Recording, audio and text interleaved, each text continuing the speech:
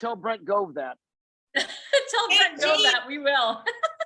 Gene, my name is Becky Colburn, and I'm actually going to be the one that gets the wonderful, awesome, amazing, and incredible privilege of interviewing you today. And I'm so excited. And I have spent some time researching you, and I have to tell you, I did not realize that the same Gene Frederick that I was interviewing today is the one that I watched a video on a couple years ago when I was at another company, and it was the 3 famous napkins presentation video, which was really cool. And it was really awesome, and it was so eye-opening. So today I just want to welcome you and welcome everyone to our Monday Rev Share call on Family Tree. We're so excited that you're all here. And here's what I want to ask you to do today, if you would. Put down all distractions. As you just found out, we're going to be talking to the person in this company who is the #1 Rev Share, right? #1 in Rev Share profit. We're so excited to talk to him. And here's the thing. If you don't think that you can learn one little nugget of information on this call, you're in the wrong place, right? You should be able to at least get one piece of information that's going to help you grow your business group. So I want to say about Gene is that as of last count, 16,423 business partners, write that down, 16,423 business partners in the Gene Frederick's organization. And Gene, I don't want to talk today. I want to let you talk, but I'd love for you to just take it away. And one question, there's a couple of questions I have. I'd like for everyone else to write down their questions, put it in the chat box. Cari's going to mediate it, or Alyssa. I'm not sure who will. And also get your question to ask if you want to ask it, because I know my question is going to be, what's the difference in Rev Share, being #1 in Rev Share and being #1 in the number of people in your Rev Share group? So Gene, take it away. Okay, here's what I'm going to do, guys. I noticed Simone said hi. Hi to all you guys that I haven't been able to say. I know Simone really well. She was a sweetheart. Here's what I'm going to do. And I'm so glad, Becky, you said that. Write down your questions for me, but I'm going to go off for about 10 minutes. I'm going to go off for about 5 minutes on production and then 5 minutes on attraction, if that's okay. Woo! You're going to get more than one nugget. Believe me, more than one nugget. Start getting your pencil out, start typing, start writing down. If you're a typist, that's great. But here's the reason why. Next year will be my 40th year in real estate. The only reason I tell you guys this, hey, Alyssa, the only reason I tell you guys this is my 4th downturn. This is my 4th. When I got in real estate in 1984, we lost half the realtors in the state of Texas in 5 years. Half. We went from 90,000 to 45. I was there. I made it through that time. Then, of course, I went through the .com crash. Then I went through the 06 to 012 crash. When I say that, in real estate, it is a crash. They can call it shifting market. They can call it whatever. But I recognize it. I know what to do during this market. First of all, write this down. EXP was made for this market. We were made for this market. I've been telling Glenn Sanford now for 7.5 years, I can't wait for a downturn. And he goes, why? And I said, because in a downturn, and I'll tell you why, wealth is made during downturns. And I'm going to teach you today, not only in production, but on attraction, what to do. Okay. I got to go off on this because, guys, I got too much.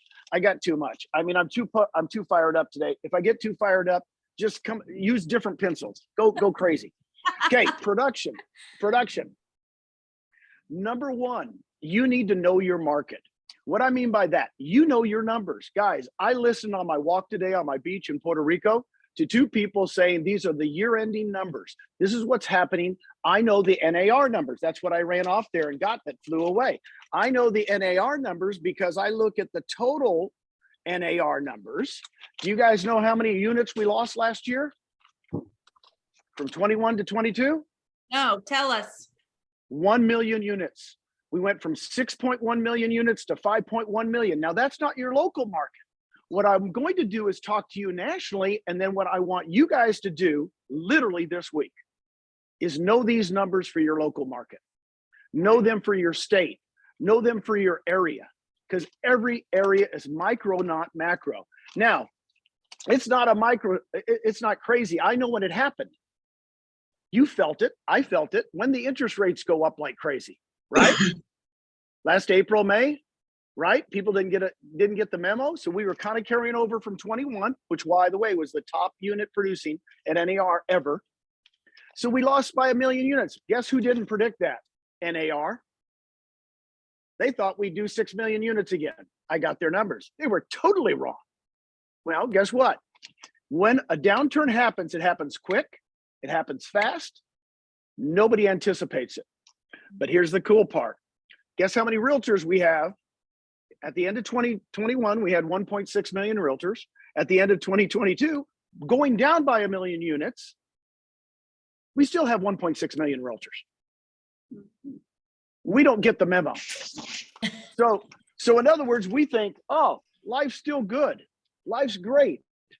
Just so you know, if you watch anything on YouTube, you can pull it up just like I do every day on my walks. And people will give you the numbers in depth. You need to know your numbers. When I call any of you guys, Cari, when I call you next time, I go, how's your market? You're going to give me the markets. Here's the days on market. Here's what's happened. You know, a big company, you know, just moved in. We're still growing because that company moved in. We still have employment, or it's going the other way, right? You guys need to know your market. You didn't need to know it for 10 years. You didn't need to know it. Life's just grand. Now, guess what? It's going to go down. Now, when I say that, NAR is predicting another, what is it, 300? No, another 400,000 units going away this year. Now they're predicting a downturn for 2023, right? It might be worse.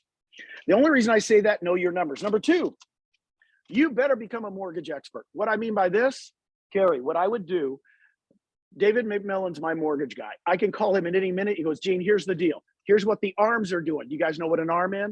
Arms? You're going to know what an arm is. Do you guys know what a 3-2-1 buy down is? You're going to know. You're going to have to go on your listing appointments and go, hey, we need to do a 3-2-1 buy down on this so we can get somebody in here. You guys need to know. I would bring my mortgage person with me everywhere. Listing appointments. She's right there next to me. More, you know, any place. Open houses, they're with me. Dinner, they're with me. No, I'm just kidding. But I'm telling you, bring the suckers. You're going to have to become a mortgage expert because guess why? You've never needed it before. Rates were so low, everybody did fixed rate. Guess what I have on 3 of my homes? 2 of my homes, I have 1.4% ARMs. Mm-hmm. You know why? Because I know ARMs. In the 80s, I didn't sell a fixed rate for 5 years. Everything was an ARM. So when I went to get loans, even when the rates were 3.4%, 3.5%, you're going, Gene, didn't you lock in at 3.4%? I said, no, I got a 1.4% ARM for 5 years. I'll refi when it's done. Does that make sense to you guys? Okay, number 3, I'm going fast. You got to have a vision board. Next time I see you, carry it with you. I don't care. Carry it to the next event. Have it in your room. Boom. Vision boards work. Not just goal setting. Goal settings are really important, by the way. You need to do goals for the year, 6 months, month, week, day. Goals work, but attach them to a vision board. By the way, if you don't have, you know, our wealth chart, I'll go straight on, right. If you don't have that on the profit share, on the revenue share side, you're in trouble. That's the same thing as a vision board. Number 4, farm an area. The top producers, when the shift goes down, they smile. The top producers tell me, Gene, I've always wanted to go into that neighborhood. I've always wanted to go up in price, but I've never had a chance to. And I know now I'm going to go up and I'm going to farm that doggone area. Because I know Susie, she's cutting it out. Susie's not going to go hog wild now, right? Analyze and farm. I've never met a top producer. I've coached a lot of them. That the number one thing they do is farm an area. Pick yours and go do it. Number 5, open houses on steroids. I don't care if you just have one listing in that area. I want 25 open house signs with your name on. It's like you just dominate. Because right now we're low on listings, aren't we? We are nationwide. At least that's what they're saying. We're low on listings. Guess what? Open house, open house, open house. Number 6, you've never heard this anywhere. Other agents, write it down. What do I mean by other agents? Agents will be leaving the business. I've already told you we had 1.6 million realtors. Guess what's going to happen?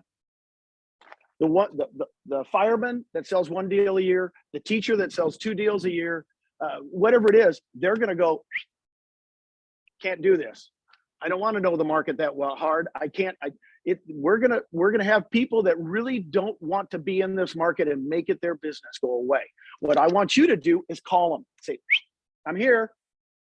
In 1985, I got in the business. 6 months later, we had a downturn in Texas. We lost half the realtors. I didn't sell a home with furniture in it for 3 years. 3 years, I did not sell a home with furniture in it. I know what a downturn looks like. You guys aren't even close to it. A downturn means you better bust it. I'd have to show 100 homes before I'd sell one home. They were all vacant. Now people go, what do you mean? I said, I'm not leaving. I would tell all my people, I was a young dude. I said, I'm not leaving. Guys, oh, by the way, Cari, if you're going to get out of the business, how many people do you have in your database? 50? It's okay. Give those to me. I'll work them. I'll call them. And if they buy a home or sell a home, guess what? 25%, 30% off the top. Number 7, reconnect with your sphere of influence. What do I mean by this? Guys, you got to reconnect. Your sphere of influence is going to be like gold. You need to call all of them. You know, you might call them with your mortgage person and say, look, this is a great time to buy. You know, our again, it's micro, not macro. Our home prices have gone down 10% in the last 6 months. I'm the one that knows that. And in that area, it'd be a great time to buy an investment property. And here's the arm I would put it on. You know, you've got to be the solution to your sphere of influence. Okay, that's enough on production, but quite honestly, I could talk about production forever, because if you guys don't know this, if we don't sell homes, there is no rev share, right? I'm teaching my 101 ways to lead generate. I've taught it 3 times in the last 6 months, because I've got to get people into lead generation on steroids. Okay, let's go to attraction. Oh, by the way, #1 agent in Virginia, Debbie DeRoll. In 2006, I'm interviewing her. I'm trying to get her to come to KW in 2006. I asked her, what was the #1 thing you did with your sphere of influence? You know what she told me? Oh, Gene, this is so simple. She goes, I tell all of them at the first of the year, send me 1 referral. They don't have to buy something. Just send me a referral and you get a free turkey at Thanksgiving. Do you know, she did $260 million a year in production in 2006. Her #1 lead source was a turkey. Genius. And she goes, Gene, I stand there at Thanksgiving. I'm the turkey lady now, because everybody in my spheres gives me a referral. Everybody, they don't want to miss the turkey, right? And the TV cameras come, they film me. I'm the turkey person. So it's that simple when I say to get with your sphere, get a system that's bringing leads to you on steroids. You need that system in place. Debbie DeRoll, remember that.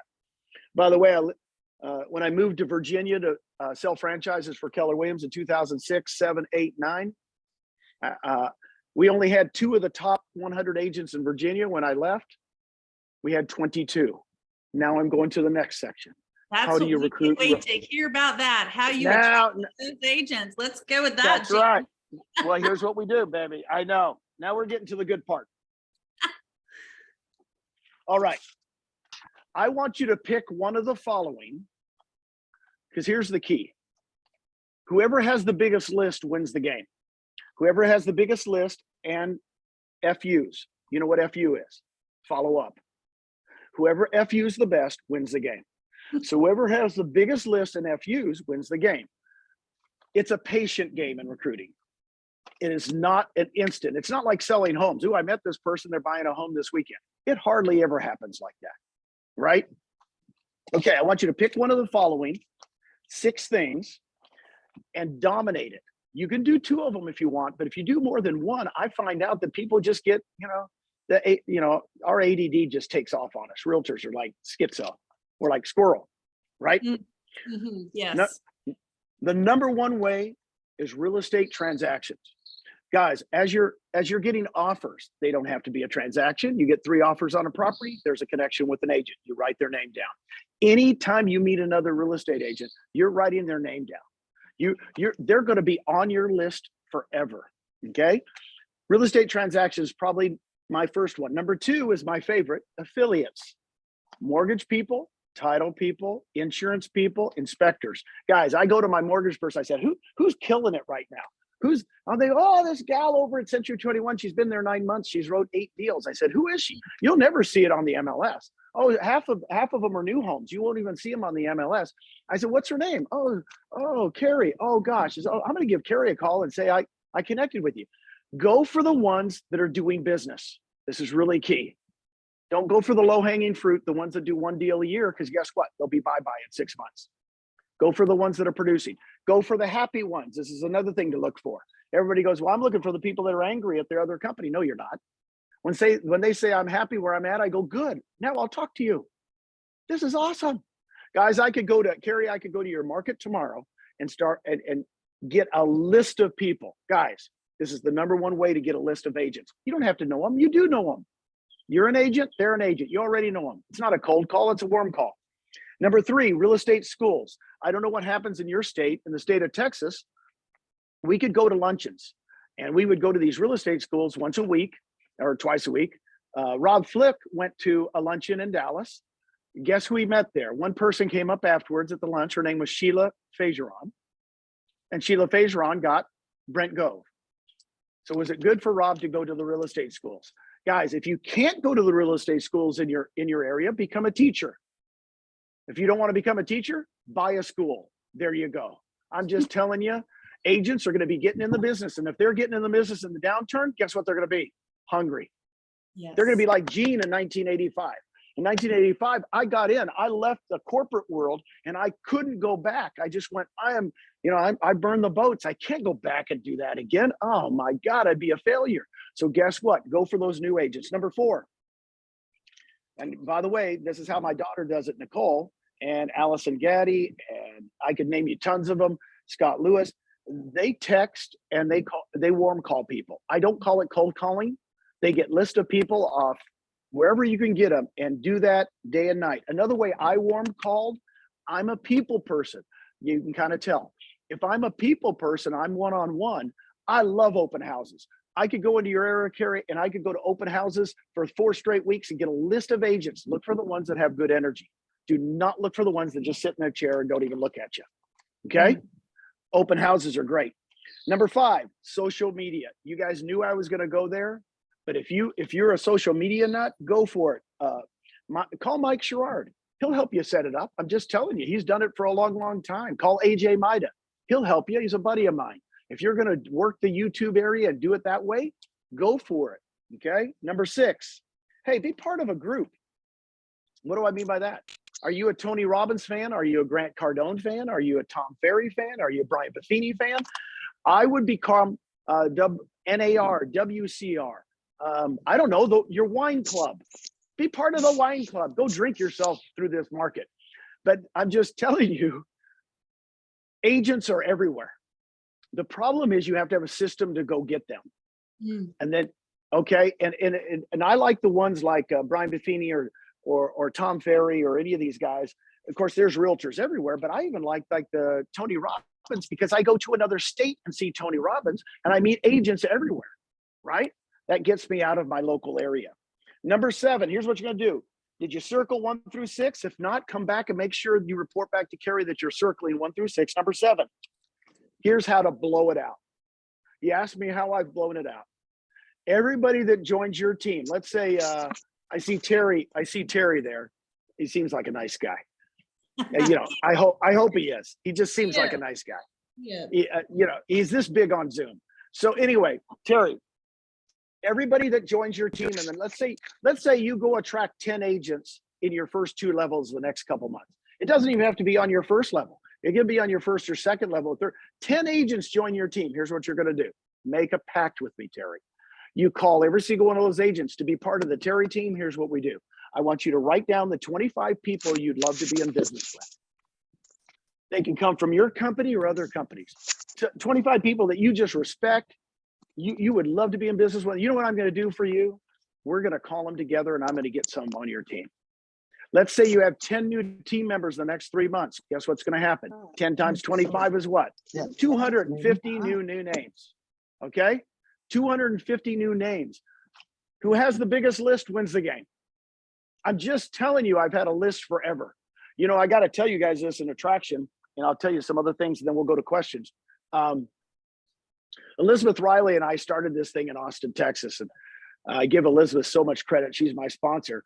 And we started setting up appointments. Do you guys know that we were supposed to, first of all, I called my 20 closest friends at Keller Williams, people that told me they'll go anywhere. Gene, you start a company, I'm going with you. Guess how many joined of the 20? Zero. So that freaked Elizabeth. You know, Elizabeth got, she wasn't, you know, I'm a professional. I've been recruiting agents since 1989. I said, it didn't bother me. They're on my list. They're coming. They just don't know it yet. Of those 20 people, about 18 are with us. Write that down. It takes patience. Mhm. Right? It's the hardest thing you're going to have to learn, because as realtors, we want to work with the hot list. Oh, it's easy to work with the hot list. You want to join this week? Cool. That's a fun game. And the warm list. Okay, I'm joining in 30 days. But the cold list is the one I carried that with me forever. I can show you lists. This is how I became #1 in recruiting at Keller Williams. 6 times my last 10 years. Okay. At least I can say 6. The other 4 years were transition years that I was moving job to job and I had to get settled. But if I'm #1 at a company that has how many team leaders, Cari, or how many did, I don't know, 800 or something, and regional directors, I think you should listen to what I'm saying and take it to heart. Guys, it's a long-term game. Do you guys remember my Papa really quick? Has anybody been with me when I did Big Papa years ago? There's 4 things you need as an attractor. Here's the 4 things. The first P is persistence. Write it down. I've never known anybody that doesn't. They go, Gene, I get them today. Somebody just sent me their wealth chart today. I get people sending me their wealth chart all the time. Gene, I'm persistent. I'm going for this, right? You have to be persistent. The A, the first A in Papa stands for action. You're going to have to take action. Please don't do paralysis analysis. Please, the #1 thing I see agents do, they go, Gene, what do you say here? What do I do here? I said, you're not taking action. You know, if you're going to take a flight, by the way, don't fly Southwest, but if you're going to take a flight in the next few days, how does a pilot say, and you say, I want to make sure that pilot has been in the business 10 years. No, you don't say that. You want to make sure they fly what? 3,000 hours. When you talk to a pilot, they go, yeah, I've got 3,000 hours in the air. You're looking at a real estate recruiter that has hours. Doesn't matter how long I've been doing it. I've got hours, one-on-one, on the phone, Zooms, hours and hours and hours. You have to get in front of people. And quite honestly, COVID is over. I pulled it up today. I don't know if you guys, I just pulled up COVID for a long time. 1% chance. If you even have COVID, you have a 1% chance of dying. I think that's almost as bad as just going across the street to, you know, it's over. Well, guess what? Since COVID's over, go get belly to belly with people. Go get belly to belly. All right. The next P is, you know it, patience. This is hard. This is hard for you guys because you're not going to take it to heart. You go, Gene, I gotta get so many people. I've got it goals down. I'm gonna get so many people in the next 3 months. Hey, look at those 20 people. I had them on my list. Some came 2 years later. Some came 3 years later. I got one this week. 7 years later. I've been doing this for 7.5 years. Guess what? I'm pumped.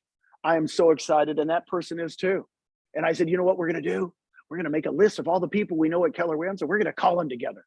Yeah, I'm excited again.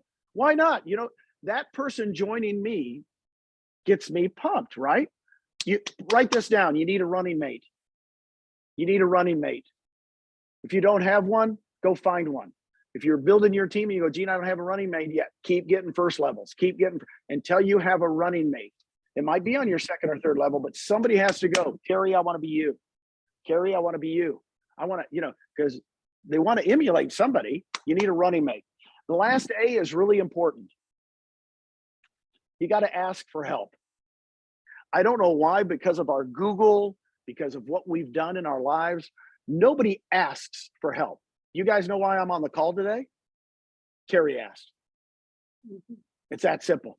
My whole life is when somebody asks me to do something.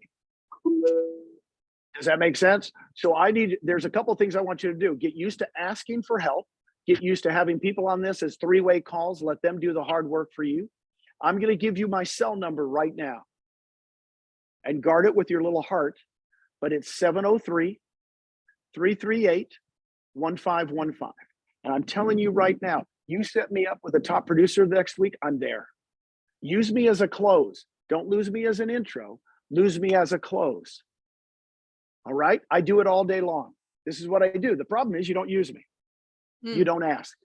And if you don't ask, you don't get. The other thing is I would ask, and I don't care. Me and Brent Gove are getting pretty obnoxious about this. But quite honestly, I've gotten into my religion a lot the last 7-8 years. I've asked the Lord for help. I've literally asked for favors. I've literally asked to be blessed. You have to ask. If you don't ask, it doesn't happen. So get right with your faith. Get right with your faith, whatever it is. I would say that because you've got to ask for favor in life. I don't think this is really me doing this. I think it's somebody pulling me along. That's just me. That's just my own opinion. What do you guys think? Are you getting good stuff today? Okay, I mean, this has been absolutely incredible, Gene. Thank you so much. I tell you what, so first of all, you've given us the plan. You've given us the plan in production, and you've given us the plan in agent attraction and recruitment. And, you know, I like to just call it what it is. It's recruitment in terms of the fact that you're getting into relationship with people and they're not going to say yes today, right? They may not say yes tomorrow, but at some point you are going to be able to provide them with the tools to have a life that they've never been able to live, and they're ready to grab it with both hands. And you're going to be right there in relationship with them to help them go along. So here's the thing. My question is say that I'm new to this company, right? So Family Tree, we've got a lot of orphans in Family Tree, right? Like we're in Family Tree because we want to connect and communicate together. And many of us may be new to the company. What is your advice on someone who is delicately balancing the need of production along with trying to build a large business, or just maybe it's not large, maybe it's just an organization? They're stepping out into it and they're getting a little bit frustrated with their results. Give us your magic on what they should be focusing on or what their mindset could be. Well, number one, if you're new to the business or whatever, focus on production. The only reason I say that is as you're doing transactions, you'll meet more agents. You'll feel comfortable talking to agents. That's number one. I would never give up production when I'm just starting out. But number two, I would go to our events. You know, Brent Gove and I put on a couple events a year. We've got Cabo at the end of March. We bring other people in. It's not us speaking. It's mainly you guys speaking, saying, here's what I do. I would constantly get people that I could say, boy, that reminds me of me. That's my personality. Write this down. You have to be yourself. I think Jason said he's got a cramp in his hand, but you got to write stuff down. Jason, you got to be yourself. I am me. Brent Gove is me. There's only one Brent Gove, by the way. There's only one Sheila Fageron. There's only one, Rob Flick. We all have different personalities, but I am who I am. On my Zooms, I bring my energy. This is me. This is me when I go get coffee today. This is me when I go, I'm myself. I joke a lot when I'm on Zooms, as you can tell. I really do. If I can't find somebody to laugh with, I don't know. I'm just kind of goofy. But when I say that, that's me, right? My wife's different. We've talked about it. Different person. So be yourself, but be the best self you can be. I mean, I want you guys to go, man. I mean, strive for high goals. Here's what I find that most people do. Most people say, well, Gene, I'm gonna recruit one person a month this year. I said, cool. I'm gonna sell one home a month this year. Cool. Guys, get out of your comfort zone, not just your comfort zone, but quite honestly, you will never succeed in life until you have goals that you really can't even reach. I've never reached any of my goals. I'm big into goal setting because quite honestly, here's what's going to happen to you. I want you guys to understand you have people that have lived before you. My first year, I only attracted 15 people on my first level. Write that down. 15 first level people. But guess how many people were on 2, 3, 4, 5, 6, 7? I had a total of 183. The only reason I tell you this is history. By the way, EXP was nothing. Elizabeth and I started in Austin, Texas. Everybody, it was unbelievable. I can't believe I got 15, right? A year later, 12 months go by. Now, let me tell you, at the end of the 12th month, I went to Susan. I said, she goes, what's the deal? I said, we just got $11,000 check. Oh my God. She goes, what? And I said, I don't think we're going to make less than 11,000 in a month ever again. Wow. She goes, really? Now, 12 months go by. Guess what I did? I only recruited 7 on my first level the second year. Write that down. Now I'm at 22. But how much did the 183 grow to? Because I was helping those people. We were doing presentations. I was doing hours. I was doing pilot hours. 1,301. Write it down. That's when I went, holy moly, this model is working. How can I go from 183 to 1,301? Now, wait. Guess what my 24-month revenue share check was? Because Susan goes, how's that rev share going? I go, well, I got a check for $46,000. And I said, Susan, she goes, what? I said, I don't think I'll make less than 46,000 ever again in my life in a month. Now, when can you say that in real estate when you're in production? Not that. Can't do that, can you? So, Yeah. so what I will tell, at some point in time, you're going to go production good, rev share better. Now, 12 months goes by. I go from 22 on my first to 30. Now, here's the cool part about starting out. Those 30 people, I didn't lose anybody. When you're first starting out, you're level ones, you won't lose anybody. Now, I've been here 7.5 years, so I've lost level ones because people retire, people die, people, it's going to happen. But in the beginning, I go, wow, I got 30 people on my first. Instead of 1,300, how many did I have, Terry? Just guess. Just guess. Give me a guess, Terry. 4,000. What do you say, Terry? I was going to say 3,500. 3,500. I love you, Terry. I knew Terry was sharp. I knew Terry. Write down 4,200. There you What? go. Now, when in the history of real estate, starting any real estate office, can you go from 183 in 2 years to 4,200? No. It doesn't happen except in our model. That's why I'm telling you, I'm a living, breathing example of what you can do. I want you to imagine that could be in your life. Okay. Well, what was the rev share check? Instead of $46,000 in the 36th month, I've been doing this for 3 years. It was $165,000. And I look at Susan, Cari, and say the same thing I did before. I don't think we'll make less than $165,000 in a month ever again in my life. And I haven't. Wow. Right. And that was 5 years ago.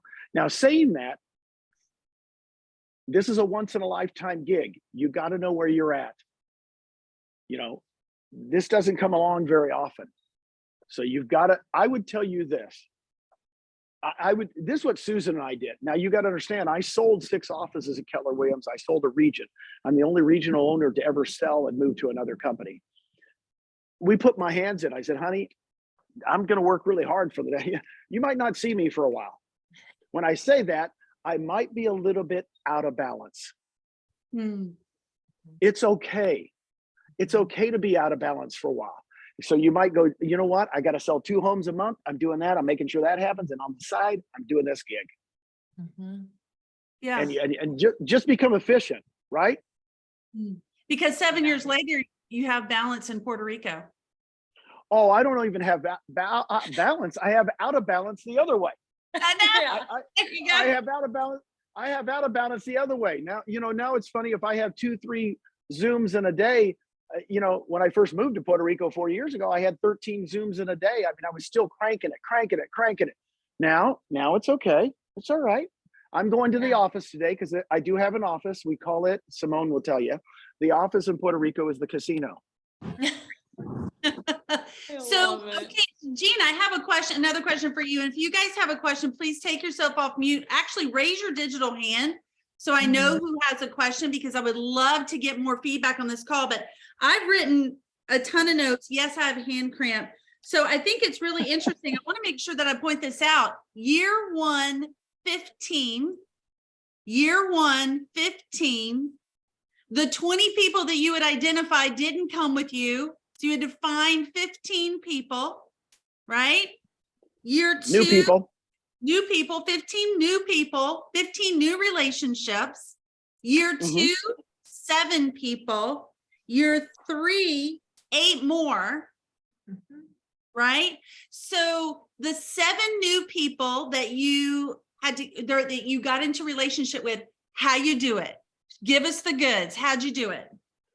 I think there's nothing other than I'll give you the best script I've got for warm calling. So let's say you go to your mortgage guy and say, give me the people that are just killing it and that you like. They're good people. I like working with good people. Just so you know, what's fun is when you really are surrounded by people that you really like, life's fun. You know, life's fun, right? It's like selling home. It's like selling homes to people that you like. Guess what? Life's good, right? But when you have that one stupid seller or one buyer that's taking all your time, you just want to go, I want to get out of the business. So the best script for cold calling is this. This is cold calling, not even warm calling. Write this down. Hi. Take it from there. You're really good at this. The hardest thing is action. The problem is you guys analyze scripts way too much. Yes. You really do. You really do. I'm a texter.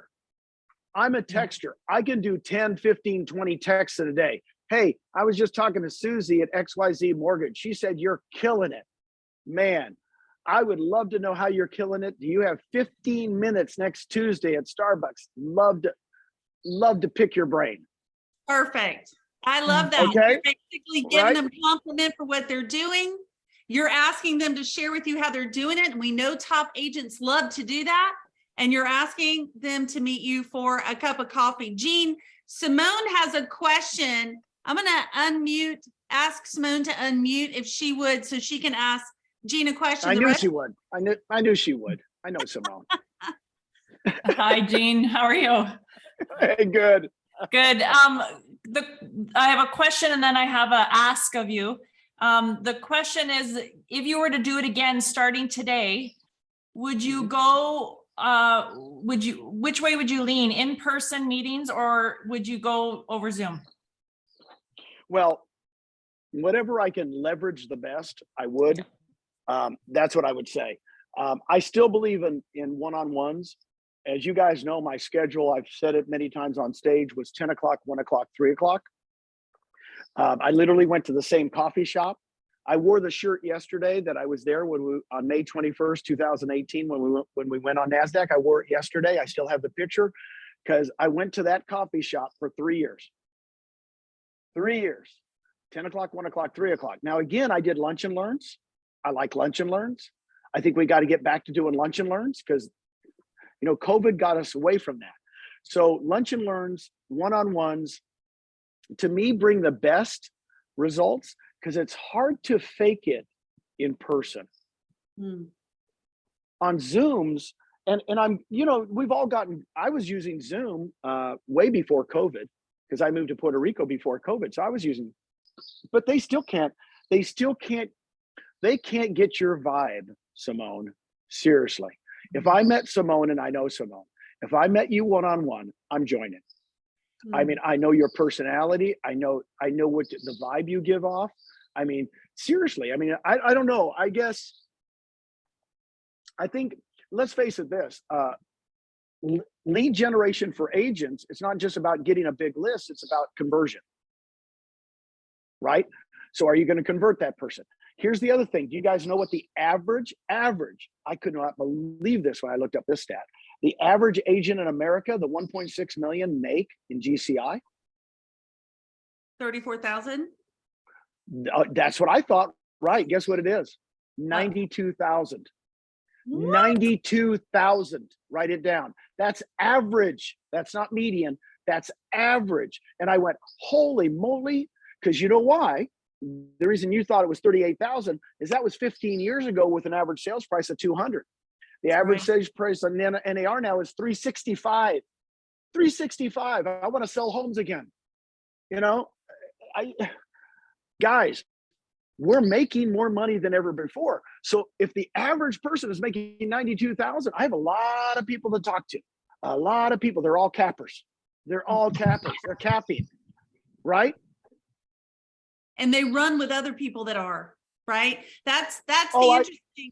is people, they surround themselves with others, right? That do the same level of production or have the same mindset that they do. And it only really takes getting into relationship with one of those. I think it's just so important. That's how your 7 went to 100 pretty quickly. I mean, Cari just put into the chat box, and this is why I run with Cari, because Gene, you're amazing. You've been doing this a while, and you're someone that I look up to incredibly, especially now that I was researching you for this call, even more so.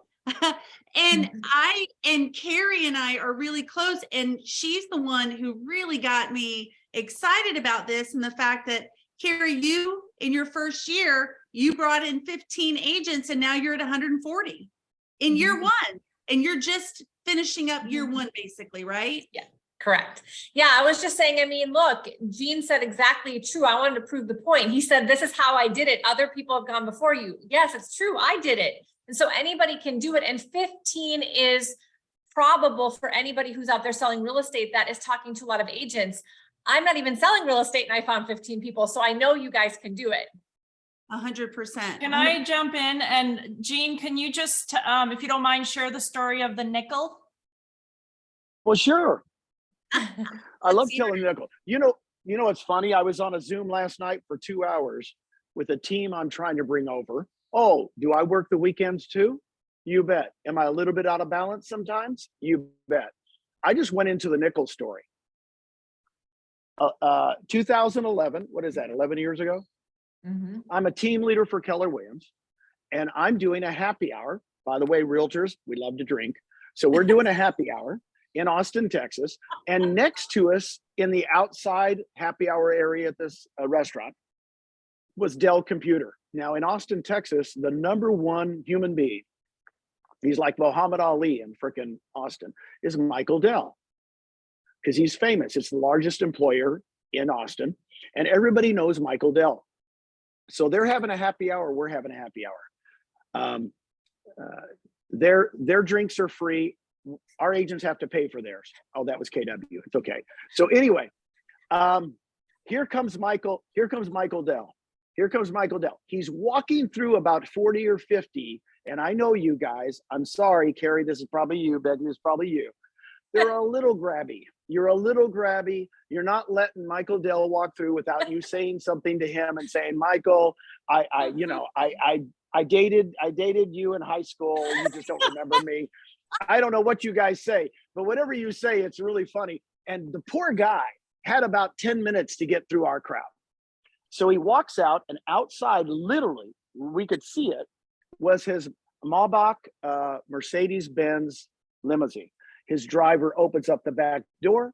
He walks in, and everybody looks at me and they go, really? What's that all about? I said, I don't know. I've seen that car in car magazines. I've never seen it in person. It's a $500,000 car. It's probably $1 million car now, 11 years later. And they go, well, he doesn't drive himself? Really? What's that all about? And a driver? He's not that old. And they just start dishing on the poor dude. And I literally look at all of them, and I brought them all around. This is 2011. I said, let me ask you a question. If that car and the driver cost you a nickel a day, would you have it? They go, of course. I said, that's a nickel to him. That is literally his nickel. He's worth $30 billion, not million. He's worth $30 billion, and that's a nickel to him. And I got them all together, and I said, let me tell you, don't begrudge anybody their nickel. If it only costs their family a nickel, you should all have a nickel. And I said, someday I'm going to have my nickel. And I looked at it, and that was 11 years ago. When I started at EXP 7.5 years ago, my vision board had boats on them. You would call them yachts. I just call them boats. But I started yacht hunting. Why? I don't know. Just a vision, right? If it only costs me a nickel, would you have it? That's how you should put your vision boards. If it only costs you a nickel, well, so here we are. By March 1st, I've got confirmation. The boat is done. I've been building it, and it'll be the largest catamaran in the Caribbean, 80-foot catamaran, power cat. And it's brand new. And I didn't do it until 2 years ago when it was a nickel to me. Woo! You know what? Quite honestly, love it might be $1.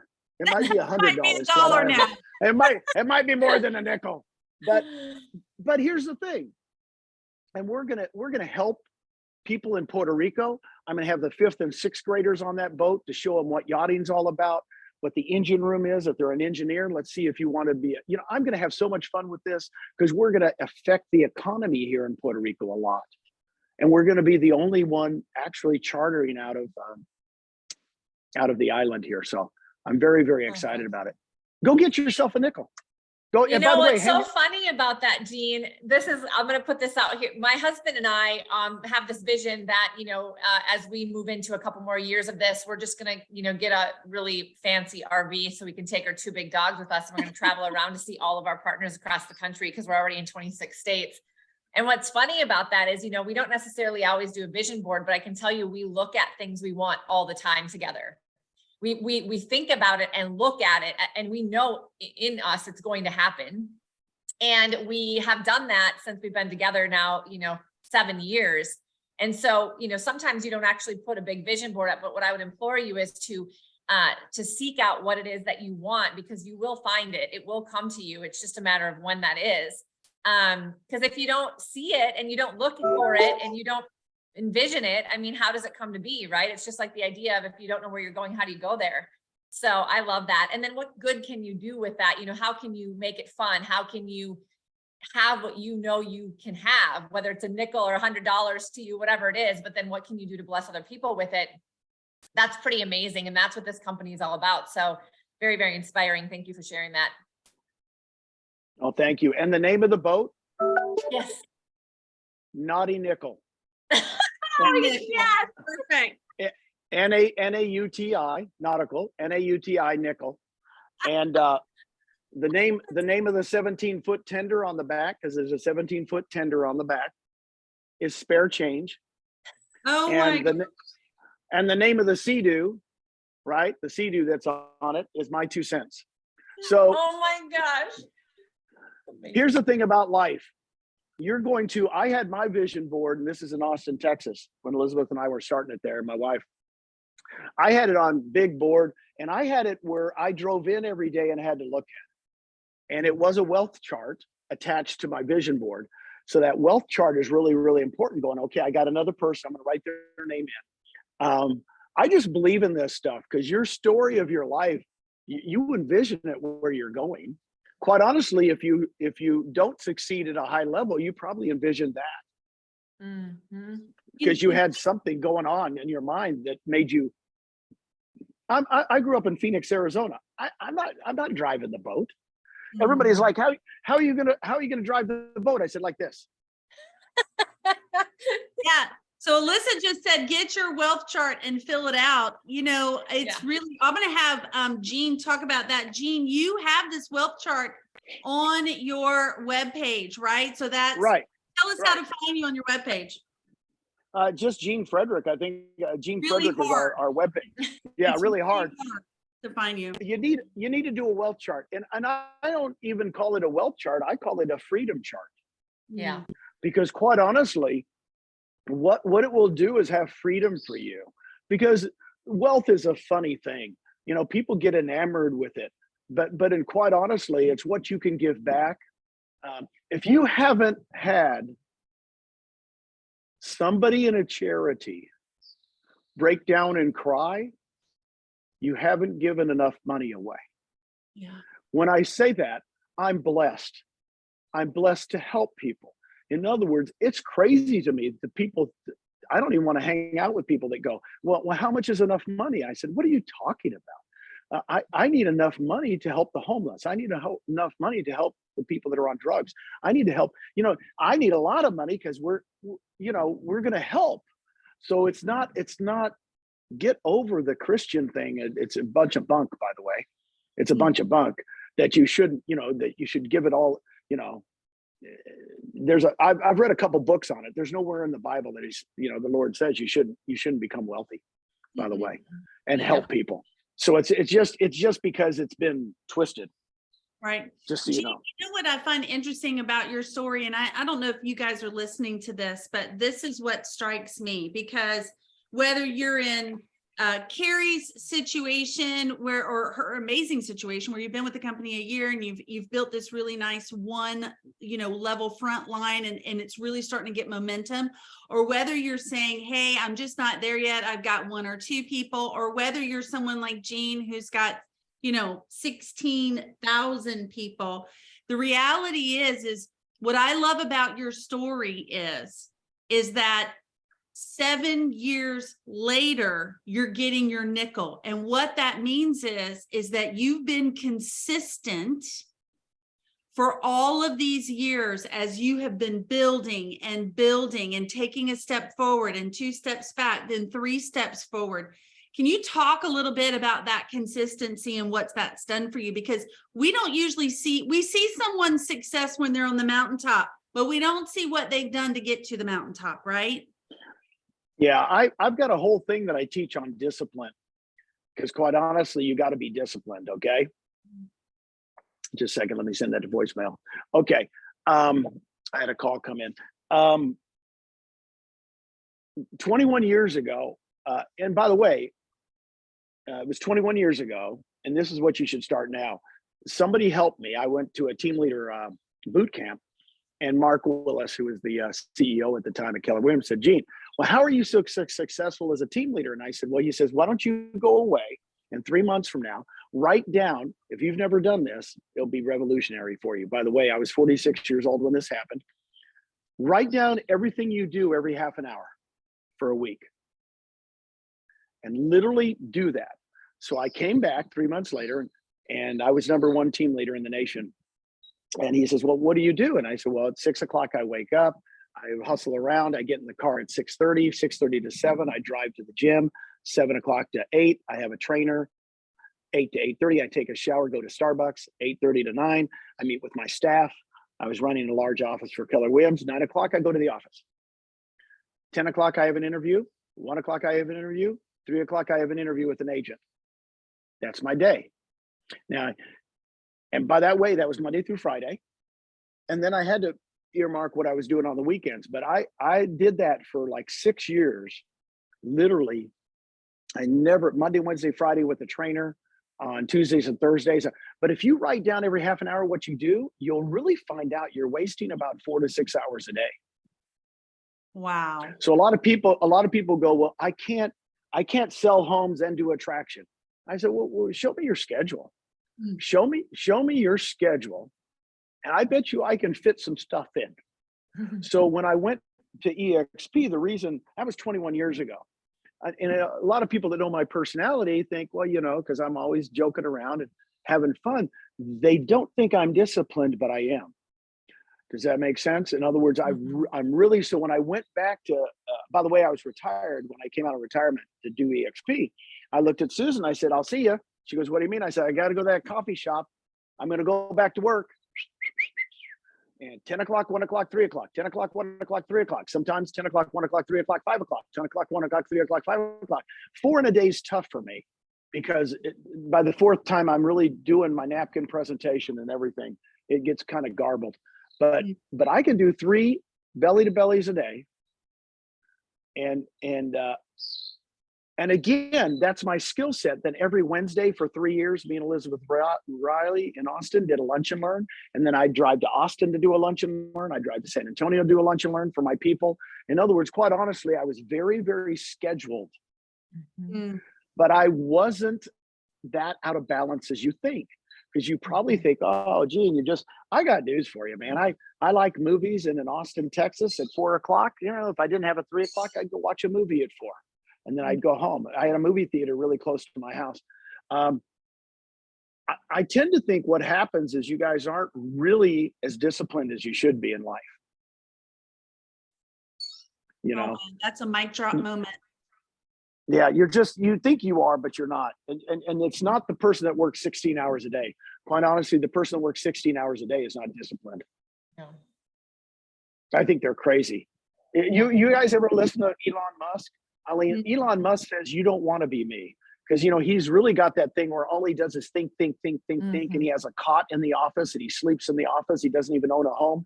And the more he talks, he literally says, you don't want to be me. Well, I'd love to be Elon Musk. No, you wouldn't. I don't want to be Elon Musk. You Mhm. know, I want to be on the naughty nickel. I want to be on the naughty nickel.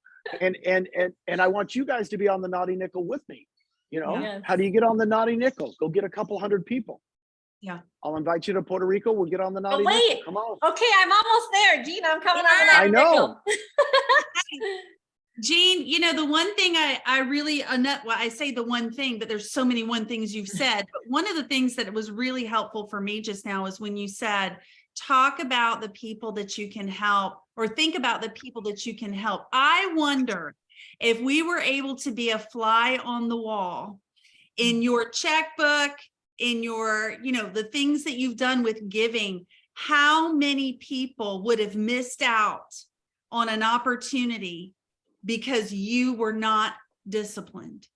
How many charities would not receive any kind of help? How many children would not be going out on the naughty nickel if you had made a decision not to be disciplined? I love that, because being disciplined allows us to do things for others that we would never be able to do. Well, And here's what's funny. I thank you very much, Becky. I think 21 years ago when I did that, and I was working for Mark Willis was the CEO of Keller Williams. He wasn't my boss. My boss was an owner. And when I showed my you know, every half an hour for a week thing, my boss didn't even know me. He thought I was just one of those guys that goes around the office and, you know, jokes or something. I don't know what they think of me, other than, you know, in other words, people don't really know what if you become disciplined, you have more chance, you have more room to mess around. Here's one thing I'm going to end with. Here's one thing I'm going to end with. What's your elevator speech? What's your elevator speech for number one, EXP, to meet with you? And what's your elevator speech to use you in production? Guys, you got to have them. What do I mean by that? You want to hear mine for EXP? Because I don't sell Yes. homes anymore. Okay. So if I meet somebody, I said, you know, let me tell you. I said, I mean, I met somebody in a frickin' in Italy, the kid standing behind me, you know, I just need to meet anybody. And I said, do you know, Terry, I got news for you. I said, we have gone. I said, wouldn't it be cool? Excuse me. The Diet Coke kind of went up there just a second.